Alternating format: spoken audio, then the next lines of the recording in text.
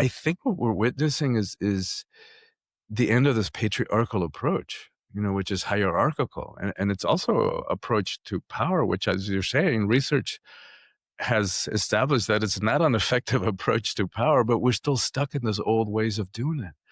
And so I think what we're heading more toward is not back to a matriarchal state, but to what we need is balance, balance between the masculine and the feminine approach, and energies which course through every one of us, because that balance between the masculine and the feminine energies course through all of the cosmos. What kind of leader do you want to be? This is one of the fundamental questions that I try to help new leaders answer, and it's a big part of the purpose behind the Leading with Integrity podcast. It's to present you with various different takes and approaches on leadership and the nuances surrounding it, so that you have options to consider when answering this question for yourself.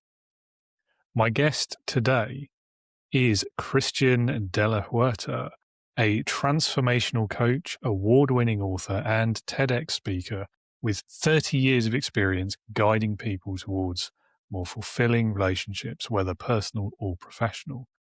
Christian helps his clients break free from those internal barriers to build authentic connections through his unique approach that transcends conventional therapy. So we'll be exploring his work and his books today, hitting some of those big topics like authenticity, but also some newer takes on power, on masculinity and the patriarchy, on the influences that these ideas have and the dynamics that they can introduce in the workplace, in our relationships with other people, and our society as a whole. And then we'll go from those big ideas right the way down to the daily practices, what we can each be doing as leaders, as managers, to avoid becoming the next generation's bad management cliches. If you are new to leadership and management, and you've had a bad experience with a boss in the past, and you're determined not to carry that forward into your own approach, then I would love to hear from you. Please reach out to me on LinkedIn or visit the website and sign up for my Integrity Leaders community. Online connections, learning, and resources for new leaders who want to be better than the last bad boss they had. You will find links in the show notes. The website's on the screen right now as well, and there's more details on that website. It's leadingwithintegrity.co.uk.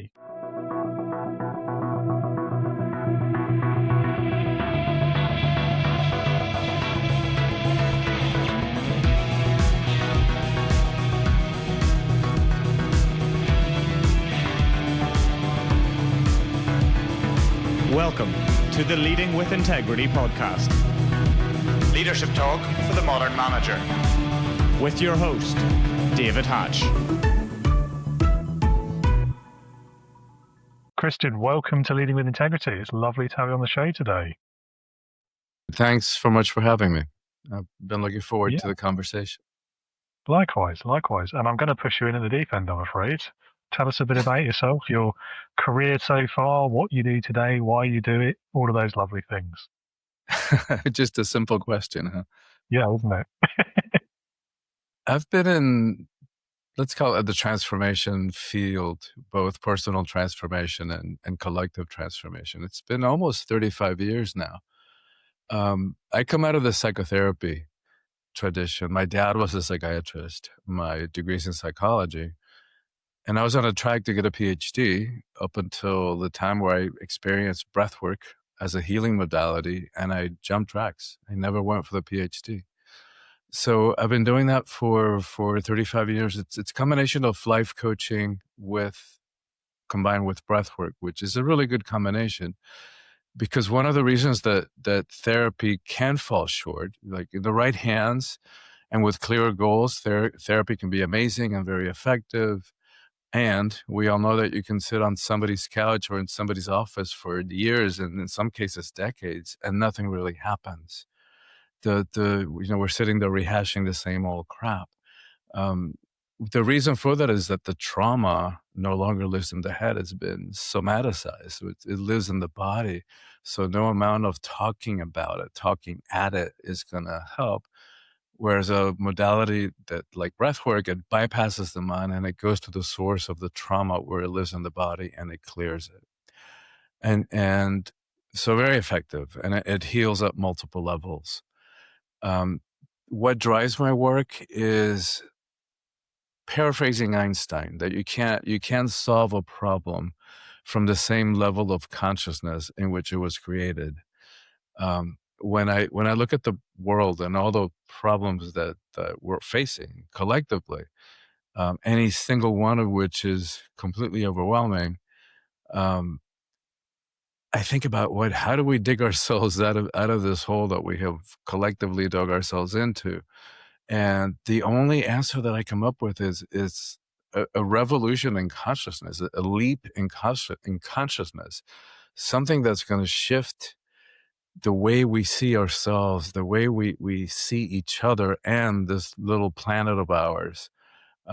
So something that's going to change everything, because we can't just keep, throwing the same old stuff at trying and hoping that it's going to change.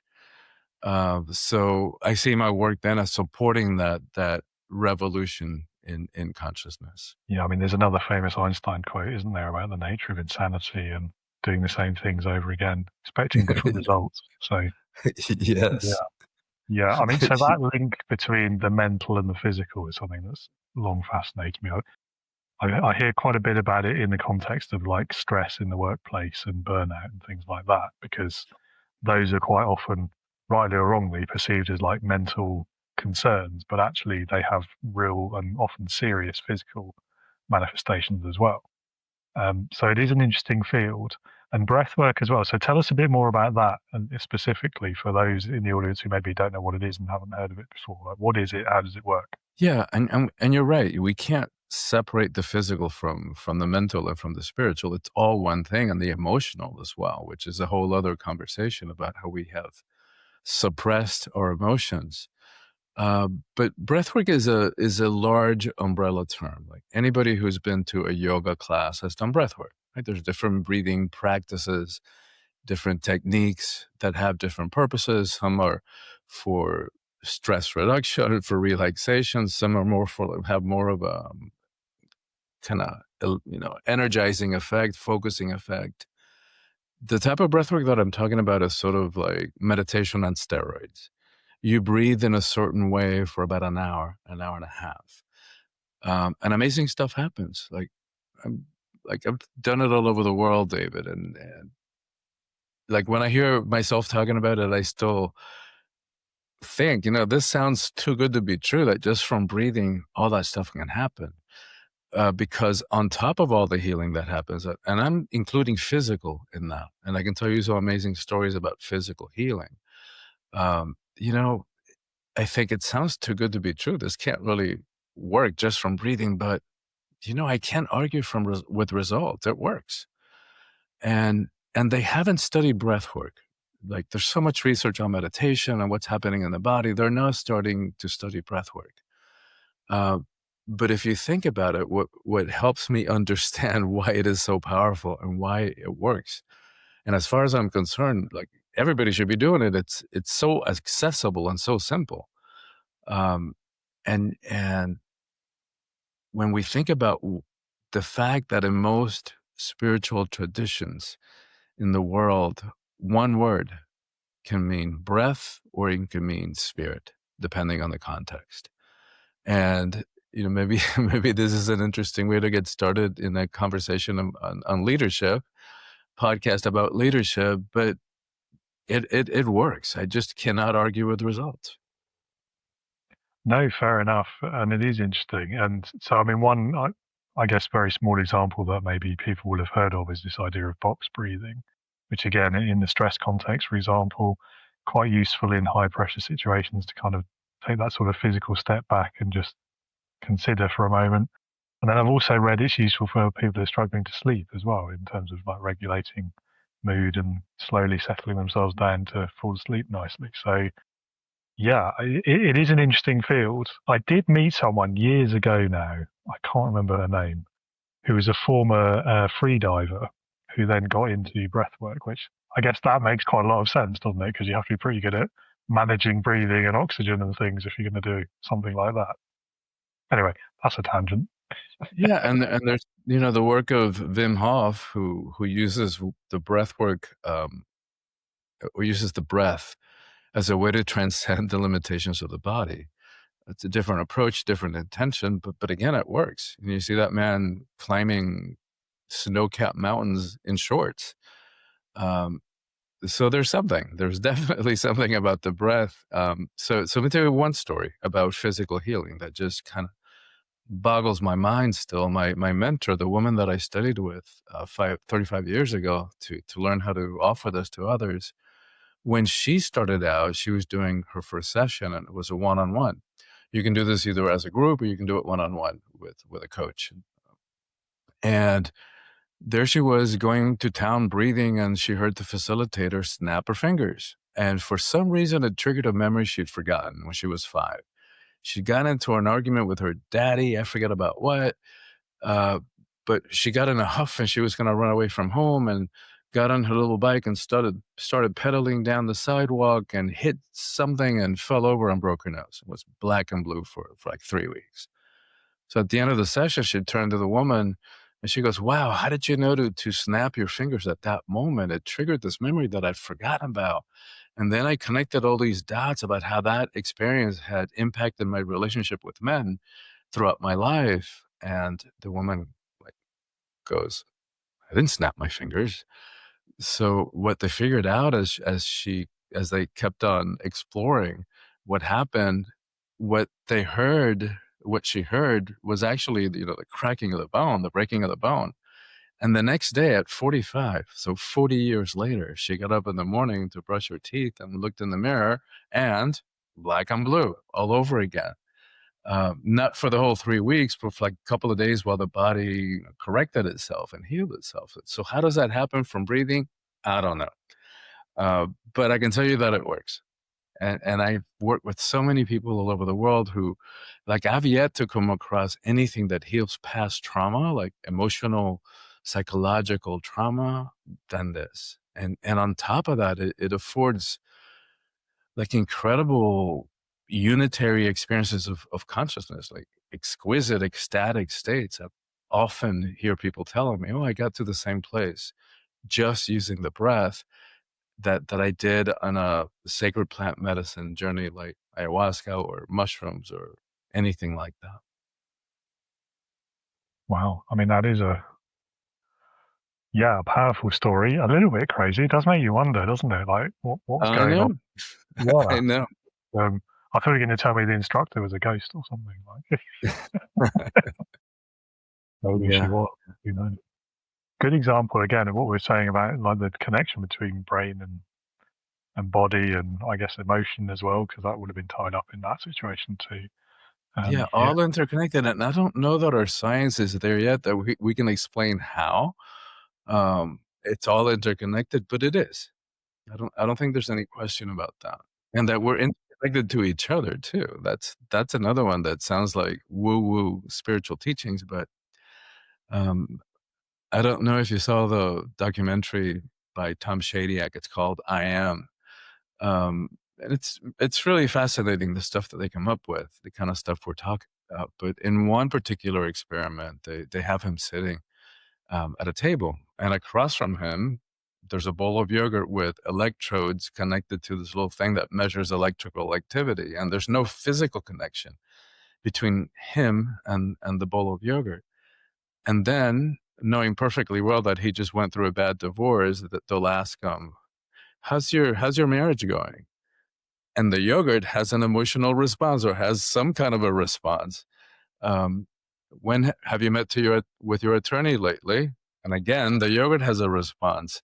So if we're connected to the bacteria in a bowl of yogurt, how can we not be connected to each other in some way that we don't understand yet? Yeah, I haven't seen the documentary. I'm now going to go and find it. But it's a funny odd thing, isn't it? Like what we choose to research and what we don't, almost those choices alone kind of govern the knowledge, don't they? And I don't know. I mean, you think to like silly common turns of phrase like electric personality, for example, and you wonder like, what's the origin of that phrase? Like, is there something in that, or is it just somebody thought it was funny once? And yeah, who knows? Who knows? I'd love to see some more science into that kind of thing, a bit Definitely. of research. And maybe we'll get there. Maybe AI or something will enable all of these things to be done sooner than they might have otherwise. Yeah, interesting. So changing direction a little bit. Something you didn't mention is, I believe, you've written a book as well. Yeah, I've Can actually you got 3 books out. 3 books? Well, there you go. Yeah. Okay, so tell us a bit more about those and the process behind them, what prompted you to write them, who they're for, all that sort of stuff. The the most recent book is called Conscious Love, Transforming Our Relationship to Relationships. So it's about how to approach relationships consciously in a way that they have a chance of working. Because the sad truth is that we haven't been taught how to approach relationships, how to do them. So we just keep repeating the patterns that, how our parents did them and their parents before them. Um, and we got very limited understanding of what like love is and what the expectation about our relationship should be. So for example, if we're approaching a relationship hoping that it's going to fulfill us, that it's going to make us happy, forget it, hang it up. There isn't anyone out there who's going to make us happy, and it's not their job to. Like, how unfair to put the weight of that responsibility on somebody else, or even on the relationship. You are going to make me happy. It's like, yikes. It's a lot of work. It's a big responsibility. So if that's how we're approaching them, they're not going to fare well. So that's that one. The previous book, it's called Awakening the Soul of Power, because we gotta, most of us, and I might even say all, I hate to make generalized statements, but I would say, let's say most of us have an ambivalent relationship with power. Part of us wants it, part of us is afraid of it. And um, no wonder we have an ambivalent relationship. We've been conditioned to believe that power is a bad thing, like with quotes like power corrupts, and absolute power corrupts absolutely. And what good person wants to be corrupted? But they didn't tell us about that, David, is that Lord Acton, who said those words, who spoke them, um, was speaking specifically about political power, not the interpersonal power that we're talking about and that gets us into trouble. And on top of that, we have, it's opening the door to the conversation about relationships. We've been conditioned to believe that the emotions are a bad thing. And emotions are weakness, especially for guys, like you and me. Little boys don't cry. And a couple of faulty statements around that, faulty thinking about that is like, emotions aren't strength. They're not weakness either. And the feminine certainly isn't weakness. If we think that only little girls cry because that's weakness, it's like, wait a minute. If you want to talk strength, courage, resilience, let's talk about the power of creation that resides in the female body. But what happens when we put those reasons together is we end up overriding our feelings, and sometimes you could say even our dreams, our thoughts, our desires, and we end up settling. For stuff that it's not what we really ultimately want. How many times have we said yes when inside it's really not okay? And we end up settling for an illusion of peace, or security in a relationship or a job, when deeply inside we're not happy. It's not okay with us. It doesn't work. Um, so it's not a good strategy. And then the book talks about how do we step into power in a different way, in a way that is not hierarchical, that doesn't require that we step on somebody, put our knee to their neck in order for us to feel powerful. Yeah, I know exactly what you mean about the word power in itself. So it's a word that I try to avoid when I'm talking about leadership for exactly the reasons you're talking about, because there is a misconception around it. It is something that's often seen, and in my own direct experience as well, as something that's very easily abused or used for the wrong means or the wrong ends. And I think it also goes hand in hand with that question about emotions and empathy and whether these are strong or weak concepts and how people Right. perceive them. And I think that's really interesting in the context you're talking about. It's also interesting in like workplace and leadership and politics as well. And that quote, there's so many of these quotes on there that are really famous in modern life, where we're only getting half of the sentence. Yes. Like the other one that immediately comes to mind is great minds think alike. We've all heard that. The whole quote is great minds think alike, but fools seldom differ. And that second part is important. Oh, So great minds may think alike, yes, but so do not great minds. And that that's second fun. part completely changes the meaning, doesn't it? And that's probably why Completely we're never changes told the it. feeling. Yeah.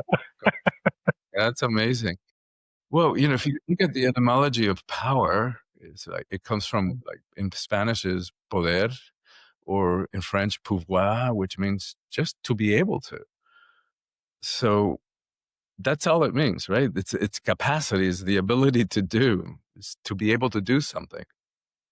Yeah, it has taken on new meaning, I think, in modern society, Yeah, definitely yeah. modern political life. Yeah, and the other reason we have an ambivalent relationship to it is that how many, like you're kind of pointing us in that direction, is how many times have we witnessed abuses of power, whether in our personal lives or out in the world, and no wonder we, like, who wants to be that way? And so it leaves a bad taste in our mouth, and we kind of reject the whole thing. Yeah, yeah. And even, setting aside like the abuse of it question, just the pursuit of it and making that a goal for your career or for your life. I mean, it's a pretty empty career or life, I think, if that's all you're in it for. But it Yeah. also leads you down bad paths in terms of the way you interact with people, the way you see relationships in work and in life as serving that goal and not really being there for their own ends, even really. Right. I mean, you can probably talk a lot about the personal relationship side of this, definitely way more than I can. But I think there's also a really interesting like workplace dynamic there as well. So if we look at things like, For the sure. prevalence of authoritarian or autocratic leadership in workplaces versus more modern methods that are like proven to be more effective for all sorts of things, not least of which the bottom line. And yet people still think in terms of this sort of power dynamic. And it's something that really interests me, but also very, very much frustrates me about modern workplaces. Well, and even in the political arena, like in the US, we're struggling / flirting with that approach to power these days. And Yeah. to me, what's interesting is that, and you see that in different parts of the world too. And when I think about it, and this again might get a little bit too abstract, but for your podcast, but I think what we're witnessing is the end of this patriarchal approach, which is hierarchical, and it's also approach to power, which, as you're saying, research has established that it's not an effective approach to power, but we're still stuck in those old ways of doing it. And so I think what we're heading more toward is not back to a matriarchal state, but to what we need is balance, balance between the masculine and the feminine approach, and energies which course through every one of us, because that balance between the masculine and the feminine energies course through all of the cosmos. So much to the surprise of some humans, we're part of the cosmos, so we're impacted and affected by the same energies that govern the stars. Yeah, I always try to keep in mind, it was Carl Sagan, wasn't it? The tiny blue dot quote. We get very self-important, don't we, as humans, as a whole race of people, like as well as at an individual level. I think it's quite important to remember like what our place really is in the grand scheme of the universe. I think Oh my that God, humility is important. which is infinitesimal, We're like a speck in this unimaginably vast universe. Absolutely. Yeah, I'm a big advocate of humility in leadership as well. I think, when you get a bit too self-important, a bit too in love with yourself as a leader, I think it tends to lead you down bad decision making. Powerful. That's a powerful thought, and a great way to connect those two thoughts. You're so right. Yeah. You talked a bit about the sort of the masculine and the feminine energies, and I know that there's a particular quote about one of your books about it being written largely for women. I think to relate this to our workplace context and leadership and management a little bit, if we can. So there is it's almost become a cliche now. Like there's a question around why are there so many bad managers and why are so many of those bad managers men? So, I mean, in the context of your work and what we talked about so far, like, is there an answer to that? Do you think? What is that answer from your perspective? Well, I think it's not so much even about the gender. I think, well, in part of it, I think, is entitlement, that men have just been traditionally held all the power, and so there's an expectation about that, and maybe even a sense of entitlement. But I think it's even beyond that. I think it's more about the leadership style, that patriarchal, hierarchical, my way or the highway, doesn't lead to a lot of communication and dialogue. And the more feminine approach, which is more like everybody at the table, and more about equality, and it's just more inclusive. It leads to more conversation. It leads to cooperation, um, and not so black and white thinking. Right? It's more inclusive of different thoughts, and that's all qualities. Those are all qualities of effective leadership. I think so. Yeah. I mean, so we look at some of these statistics around this, because there have been a few studies into trying to answer, maybe not this specific question, but certainly things around like, so for example, the FTSE 100, I think maybe only 10% or less of the CEOs of those companies were something other than a white man of a certain age. So it's not just women there, like there's all these other minorities as well that are wildly underrepresented, even compared to like the general distribution in the entire population. And I think I think the entitlement point is good. I think you're right there. I think there is a phenomenon where men will apply for jobs even if they're not qualified for them, whereas women are much less likely to do that. Yeah, exactly. And there's data around that, and with good reason. And that's the way I agree with the women in that scenario. Like that's the way it should be. If you're not qualified, you're wasting everyone's time. Frankly, like no hiring manager wants to have to sift through this. Like and it is entitlement. It's I'll take a chance on it. You never know. Maybe nobody else will apply, and then I'll get the job. And I think that definitely perpetuates this sort of bad manager kind of scenario where that's why there's more men in that situation. I think you're also right. There's a structural thing. I think the workplace, particularly in the Western world, the sort of behaviors that have over the last sort of 20, 30, 40 years been rewarded with promotions have been what I would call toxic management behaviors, which again, men are far more likely to exhibit and are also far more likely to do so deliberately because they've recognized this is how you climb the ladder. And I do think that's changing. Yeah, I do too. But I also think, the economy as a whole and structurally is changing anyway, isn't it? Outside of like big multinationals, give it 10 years, I think the majority of the workforce will be working for themselves, will be freelancers, solopreneurs, running their own kind of side hustles that have become their full-time jobs. Because I think newer generations are less open to working for, in inverted commas, the man. I totally agree. And also things are changing, as like in the US, I don't know about the numbers in the UK, but here in the US, more than 50% of college graduates are now women. So the patterns are kind of inevitable. And I think what we need is balance. I'm not saying that women to be in 100% control of choices and decisions and the world. Although I got to tell you, if women were when women are in 50% of power in the world, we're going to have a very different relationship to war and poverty and hunger and social justice and how we treat the environment. And we need that. We need to approach that in a different way. I agree. I think there's where it gets maybe slightly contentious for me is we're at risk in these kind of conversations of saying that things like empathy and emotional intelligence are feminine qualities. This is where I kind of I don't know if it's controversial, but I don't necessarily agree with that, because I think, men are just as capable of doing these things. I think the reason why they don't is what we need to be looking at and talking about and doing something about. Exactly.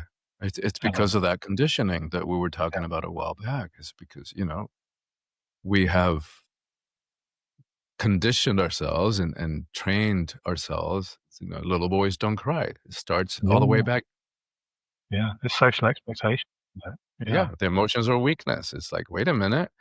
That's what makes women effective as leaders, is that EQ and that ability to intuition, to read between the lines. And by the way, this isn't just woo-woo stuff. There was an article in the Harvard Business Review a few years ago about intuition being one of the top qualities of effective leadership. So we're moving in that direction. We're catching up, all of us. Absolutely. And I think I don't know if it was the pandemic itself, but I do think the COVID years we saw a shift in, and maybe it's a generational thing as well. I don't know. Maybe it's kind of a bit of both, or it's two sides of the same coin. But I think the newer generations, as they're entering the workforce, they are expecting things like flexible work, hybrid, remote. They're expecting things like values in the workplace, purpose-driven roles. And with all of that as well, and that whole kind of COVID shock of everything, the more sort of emotionally connected, emotionally open, transparent, perhaps to an extent, but also the empathy and emotional intelligence, the ability of leaders to recognize emotions in others and then make allowances for those, for situations, for context. I think all of these are becoming expectations in the workforce now, as opposed to things that, I mean, even when I first entered the workforce, would have been sneered at, refused. Like, if you did those, you would be seen as weird and you wouldn't get a promotion, sort of thing. So I do think that's a good shift. It's a step in the right direction. It's meaningful. I totally agree. And I'd love to understand more, like, why it's happened exactly, because I'm just guessing, really. Like, no, but those are some pretty thoughtful, rounded reasons as to the possible whys. Yeah, I mean, I can't think of anything else that changed dramatically in that time period. Yeah, I mean, I think, and I would bring it back to that for sure. And then I would also reintroduce the concept of the end of the patriarchy and the balancing between the masculine and the feminine. Yeah. That's harder to quantify or to point to or to study, but I think it is a factor. Yeah, I hope it is. I think, I mean, it is difficult right now, isn't it, given like the political context, like some of the statistics I've talked about in terms of workplace and corporate life. Those haven't really changed for a while. In fact, I think a couple of years ago, they actually went back in the wrong direction again for a little period. So maybe these are like the last kicks of the dying patriarchy. I don't know, but yeah, I think it's like the pendulum, right? We take 2 steps in a certain direction. It's like, whoa, that was a bit too much. So then there's a step back. But I think the progress, the direction is inevitable. Yeah, I mean, it's just absurd, right? To me, to deny half of humanity, more than half of humanity, or to consider the part of us as less than, just doesn't make any sense. No, it doesn't make sense to me. But then I think there's trying to walk the line now politically. So it doesn't make sense to you and I, and then we also see ourselves as very rational because every human does. Like none of us would see ourselves as irrational. And I'm sure that's true for people who hold the opposite point of view. They see that as rational for whatever reasons too. So it is difficult. Yeah, yeah. And I think part of the reason for that is that in times of dramatic change in which we are, like where everything's kind of changing, the way we see ourselves, the way we see the planet, we're in critical situation in terms of the environmental crisis that we have unleashed upon ourselves. That we're just now beginning to witness the effects of that. So in times of dramatic change, for a certain percentage of us, that strong man leader, totalitarian becomes attractive, right? Where everything is defined and where you're told what to do and what to believe and what's right and what's wrong. Everything's defined for you. So to me, that's how I understand that. To me, it's part of this our collective progression and evolution. And it helps me understand the pendulum and the 2 steps forward and 1 step back. It's understandable.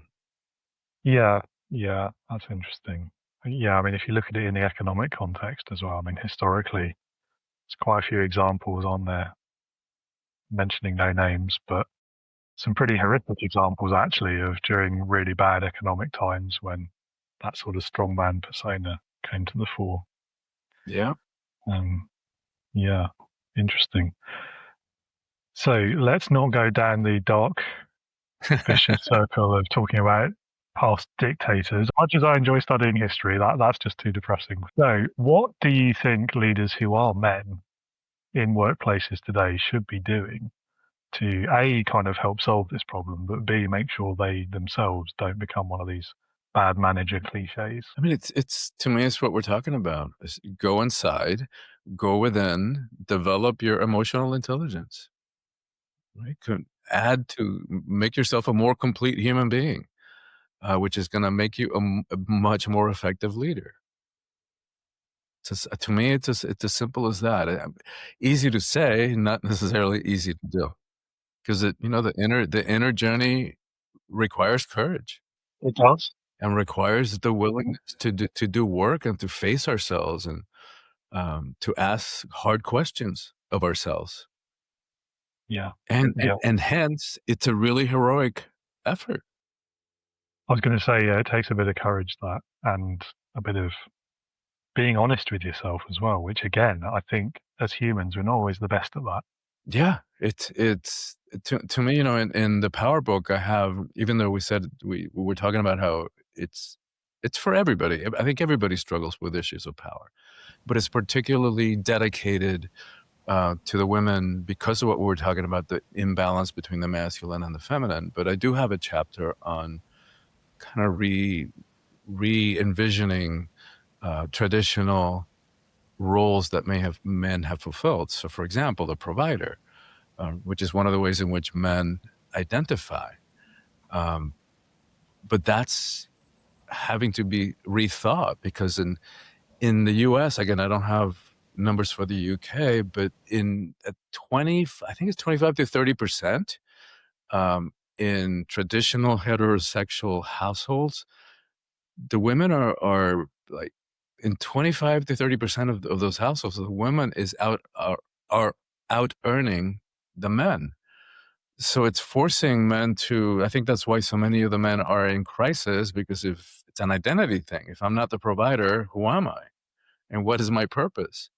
And I think the outcome of these questions are good, right? Because the men are much more than just providers. But in addition, like another one that I think is relevant to this conversation is it's the explorer, the conqueror, roles that we have played throughout history. But now, there's not that much more to explore. But what about the inner world, the inner realms? Those definitely could use more exploration. And conquering, yeah, you don't need to go out conquer other people and other tribes and other worlds, but conquer yourself, conquer your own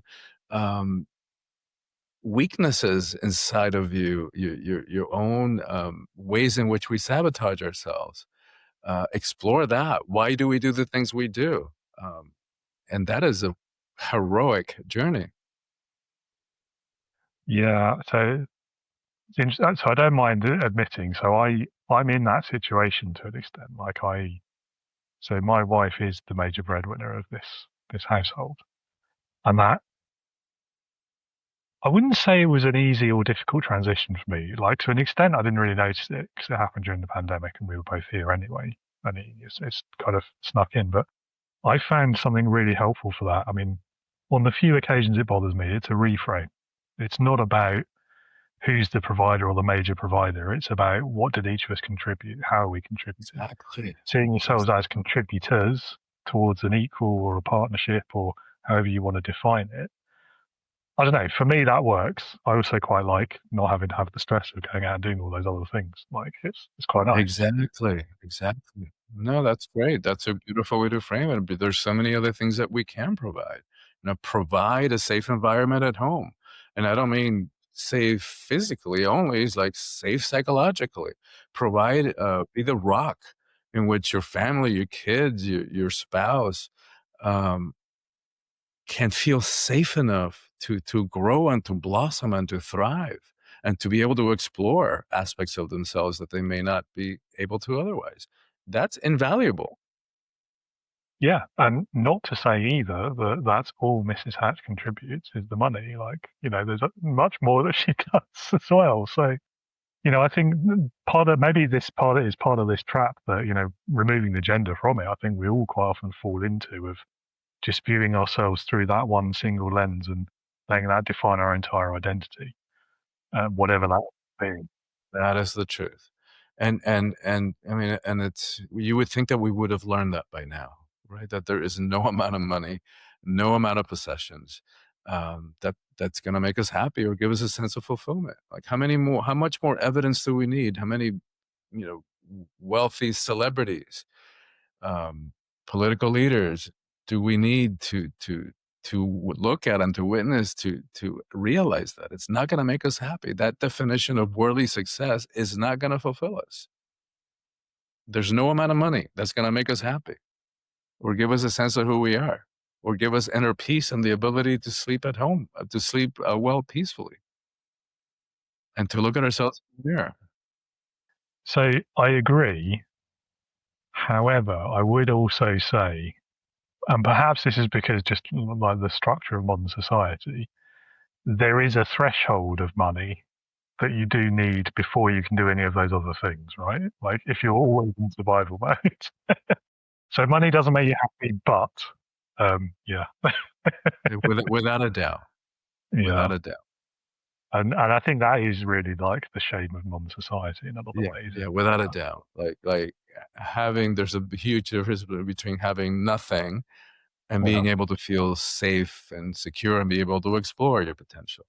But I think the misunderstanding or the illusion that we have is that having more money is going to make us happier, and it doesn't really work that way. No, I think if you figured out the secret to happiness separately, then more money presumably would make you even more happy because you know how to do it. But right. But yeah, I see what you're saying. Like, there's no direct connection, as it were. Yeah. Right. And as for like family and gender roles and things, I think there's the parallel for me, which I think is interesting. You may disagree, but so we think about quite a simple concept in the workplace, the 9-to-5 working day. And that is a hangover, an artifact of the Industrial Revolution, when everyone had to go to work to a factory. And so because the literal means of work was at another location, that was it. You had to be there and the boss could say when and when not. That hasn't been true for like 50 years, 100 years, more, I don't know, but quite a long time. Long enough that the workplace has had time to adjust. And yeah, it's only really in the last 5 years, say, that's become normalized to the point of, if you try and do it, you won't lose your job. Right. And I think that's an interesting parallel for how slowly we change and develop. When you look at it in the case of like traditional understanding of roles of genders in households, I mean, again, that's not really been a necessity for even longer than that, hasn't it? I mean, centuries, arguably, since we left the caves or whatever. So it's a bit, I don't know, it's sort of, again, it's fascinating, but it's frustrating at the same time.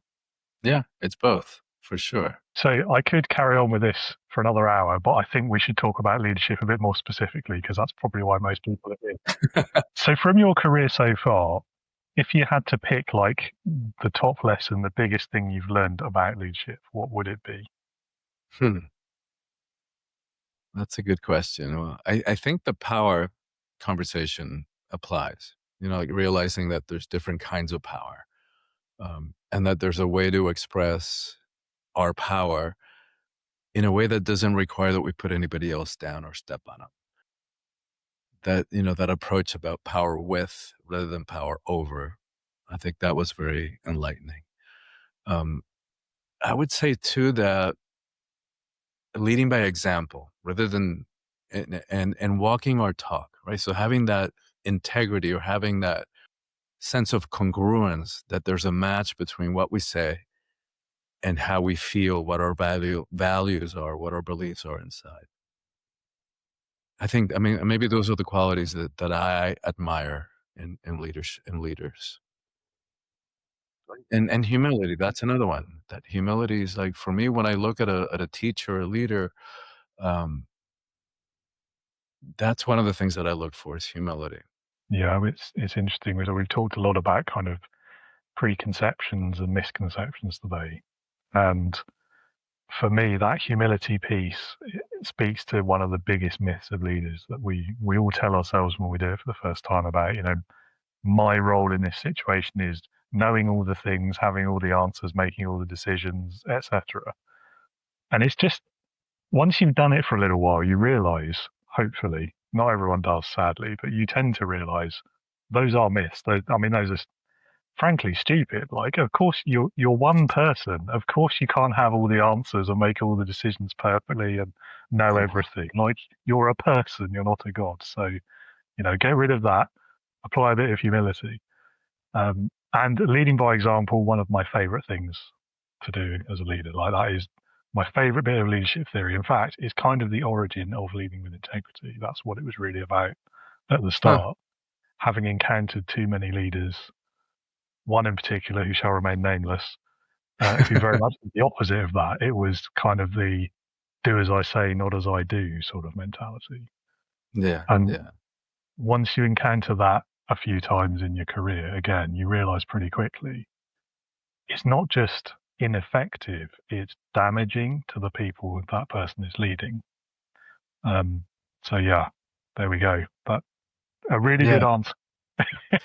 Yeah, and I love the way that you added to it, and implicit in that humility to me, it's confidence, it's power. But again, that kind of that inner power, that authentic power, what I call soulful power, that doesn't need to prove anything to anybody. It just is. And I think about Gandhi, and maybe that's a sore conversation, but or a Gandalf, from the Lord of the Rings. From in their simple monastic robes, their sandal feet, from looking at them from outside, you would never know the power that they hold until it's called for. And then, get out of the way. Get out of the way. Like, Gandhi brought the British Empire to its knees when it was at its zenith, at its highest point, without ever shooting one or landing a punch. That's power. Yeah. Yeah, I mean, I don't know if I'd say it was at its highest point. Yeah, maybe. It was on the way down of the curve, definitely. But yeah, he definitely helped it go further down faster. Yeah. And to be honest, rightfully so. But I'm probably going to get a kicking from my countrymen for saying that. I think, the confidence point is really important as well, because again, like, there's so many misconceptions about confidence and what it means. So in the leadership context, for example, and probably in most of life, we associate the outgoing, the loud, the outspoken, the person who gives the grand speech, speaks first, all of these sort of things as being confident. Actually, I think it's the opposite. I think that's their expression of a lack of confidence. I agree. It takes massive confidence to be able to sit in a room full of people and say nothing and listen. I think, in a Yes. workplace, at least. Yes, I agree. And it depends on what the driver is, right? Mm. Because if what's driving that staying in the quiet is fear, then it's not. Right? Because for me, I can relate to that. Like what you're saying is completely true. Like not have to feel like you have to say something about everything. Right. That the confidence of like staying observing until you see that there's a need for you to say something, not just include yourself to say something. Um, but I also the other side of that is I remember being in meetings and like having the right answer, but not having the confidence to speak up in that moment because of fear. It's like, wow, what are they going to think? Or fear of like, what if it's not right? Um, so it could be both. It could be both. Yeah, that's true. The context does matter. I think it comes down to what you said earlier. It's not having anything to prove, not Yeah. feeling like you have to. Yeah. Yes. Yes. Exactly. If you could start your career over again, is there anything you would do differently? Well, I would definitely start strategic financial planning sooner. Um, and I live in trust. I know that I'm fine. I know that I'm gonna be okay no matter what. But it's sort of like the Sufi saying goes, trust in Allah, but tie your camel. Um, and I would have started doing that sooner.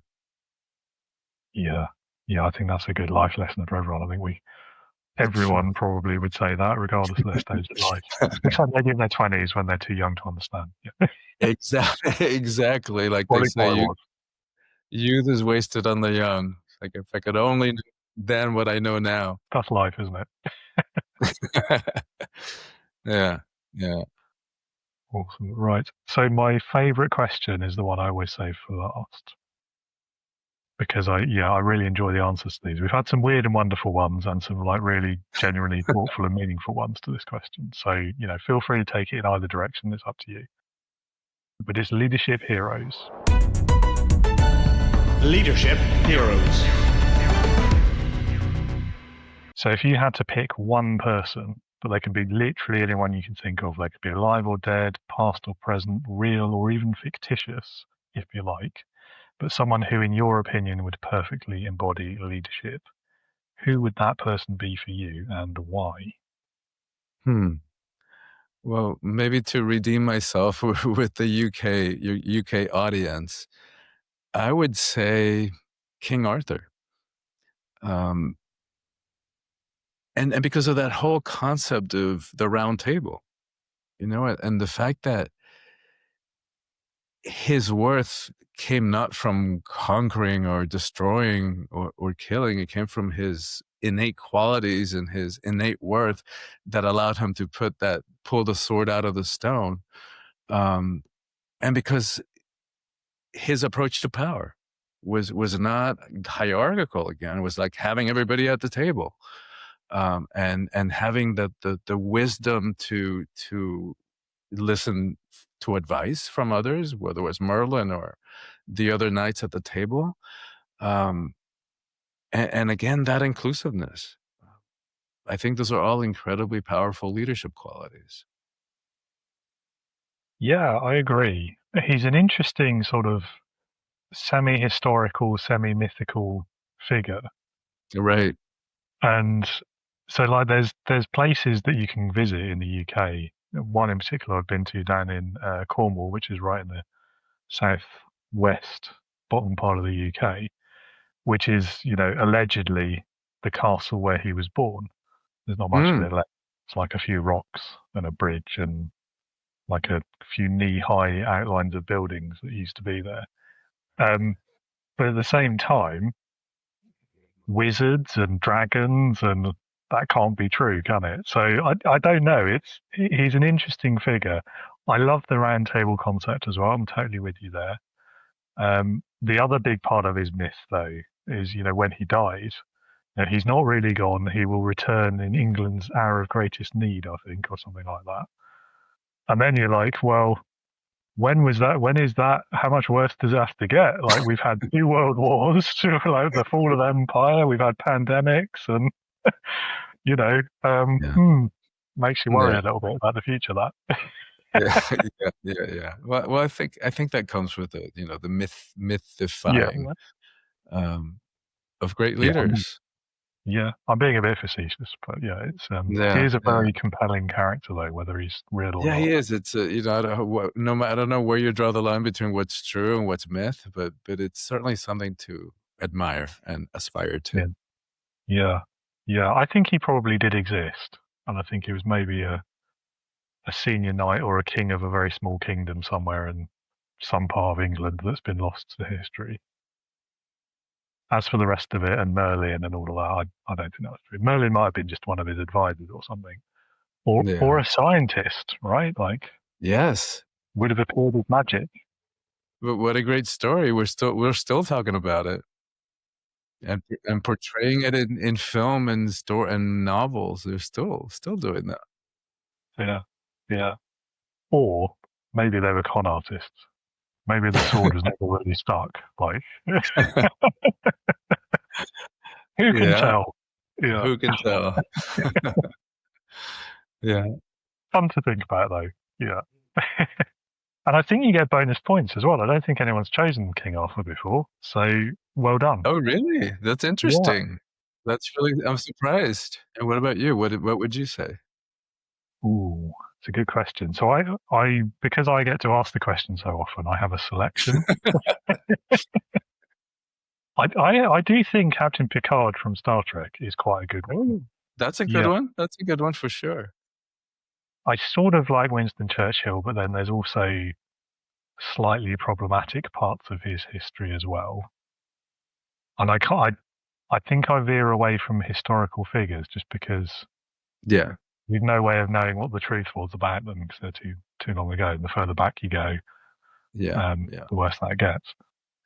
Yeah. But Yeah. also, Like I thought Alexander the Great, but again, like at what cost yeah, to the rest of us did he indeed. conquer the world? Yeah. Anyway, right. So I think we've covered all the questions. Christian, thank you so much for your time today. I've really enjoyed it. Thank you so much, David. What a great conversation. I really enjoyed it. Yeah. Well, come back anytime. Happy to talk more with you anytime. And yeah, last thing I will ask you actually before I let you go is if anyone in the audience wants to know more about you or the work that you do, would you like to point towards websites or anything like that? Thanks for asking that. My website is soulfulpower.com, soulfulpower.com. And thank you again. And thank you for having the show, because in your willingness to do that, I know real lives and real leaders are being supported and taken to the next level. I appreciate that. Well, Christian, have a great rest of your day, your week, your year. Yeah. Thank you, David, and you as well. Christian, thank you so much for that conversation. Really enjoyed exploring those social concepts, the slightly controversial subjects there with you as well. And I think we also managed to offer some helpful guidance for leaders in the audience too. And for those of you who follow politics and current affairs, I think it's worth pointing out this conversation you've just listened to was originally recorded mid-December 2025. So several weeks before certain strongman political events that have been dominating the headlines in the month leading up to the release date of this episode in January 2026. So we may have been accidentally relevant there in some of our discussion today. Anyway, thank you again so much for listening or watching. Do check out the link to Christian's website, which is in those show notes down below. Have a look at his website. I encourage you to consider buying one of his books or perhaps dropping him a message if anything in today's episode struck a chord with you. And as always, my own details and website are down there as well. If you're a new leader feeling that loneliness at the top or the isolation of middle management, and you're not sure how to be the best leader for the context you are working within, then do come and have a chat about leadership with us at the Integrity Leaders community. Details to be found at leadingwithintegrity.co.uk. Have a browse of that website. If you want to learn more, there's a green button there on the homepage, which will take you to the community sign-up page.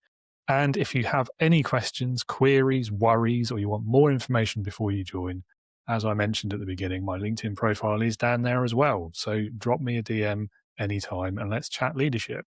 That's all I have for you this week. I'll be back next Wednesday with my next guest, Dr. Paul White, psychologist and author. We'll be discussing his 5 languages of appreciation in the workplace.